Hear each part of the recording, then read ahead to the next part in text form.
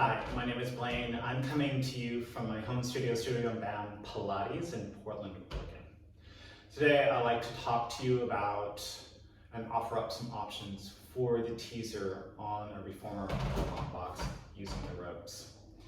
Many times people find the teaser to be challenging, which it is, a little precarious, maybe even a little intimidating. So I like to offer up some options for those of us who are trying to get used to teaser.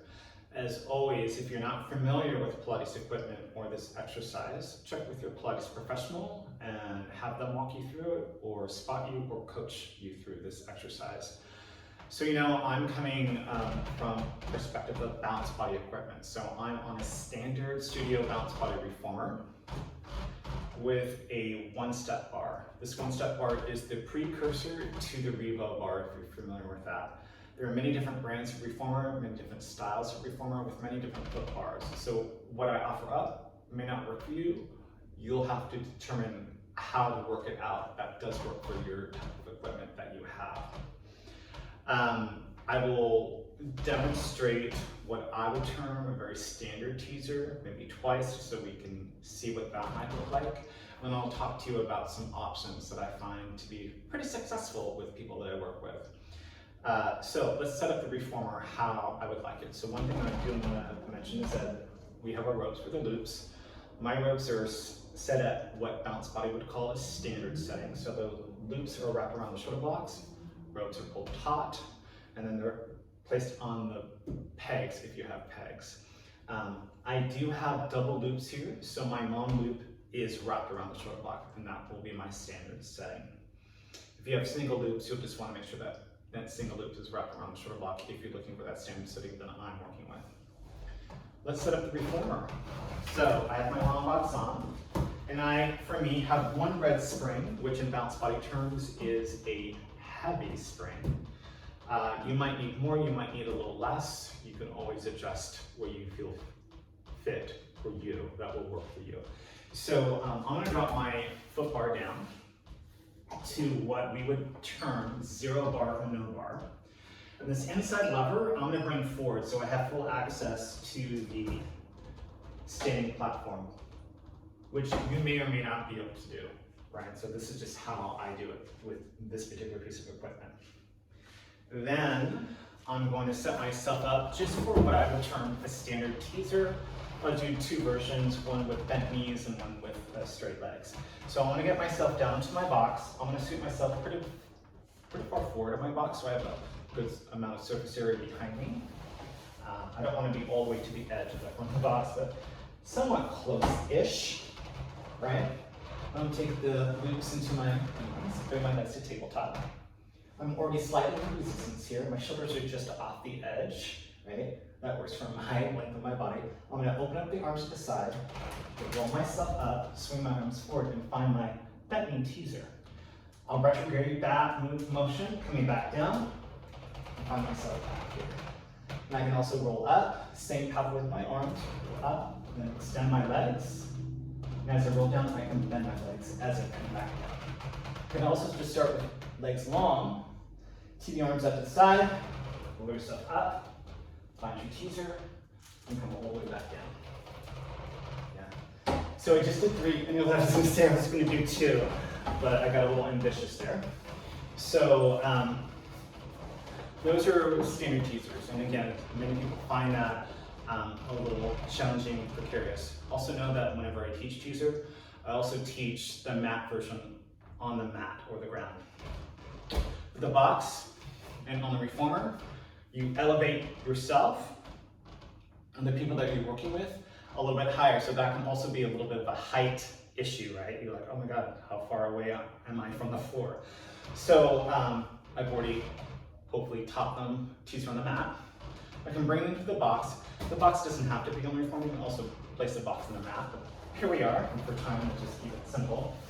I'm gonna come forward onto my box, pretty close to the edge, not all the way to the edge, so I can roll back and still feel fairly secure on the box. I'll place my hands right behind my booty, my fingers wrapped around the box for support. My elbows for me are slightly bent. I curl my tailbone, one leg up, other leg up, find bounce point. place one foot down, other foot down, right? You do a series of that. I can also bring my legs to tabletop. Maybe release my arms and hold this here, or start to add some standard arm work here as well. If I need to come down, place my hands behind, one foot down, other foot down, all the way back up.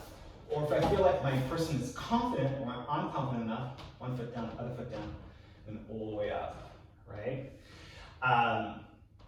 From there, so that's a really good standard kind of beginning practice for that. I can also add some of those leg variations that come into play. So hands either behind or not, depending on where you want to go.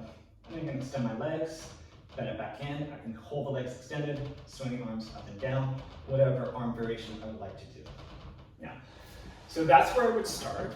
And then the next progression that I would do is feet to the front edge and booty close to the back edge, not all the way to the back edge. Then I'm going to have them take the loops into their hands.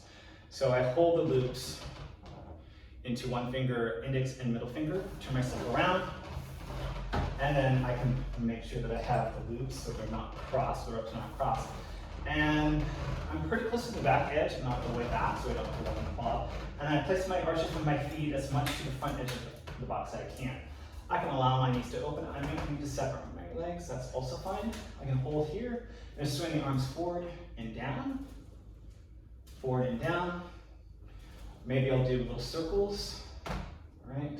And do a lot of different arm variations here, whatever's in your repertoire, right? All the way down.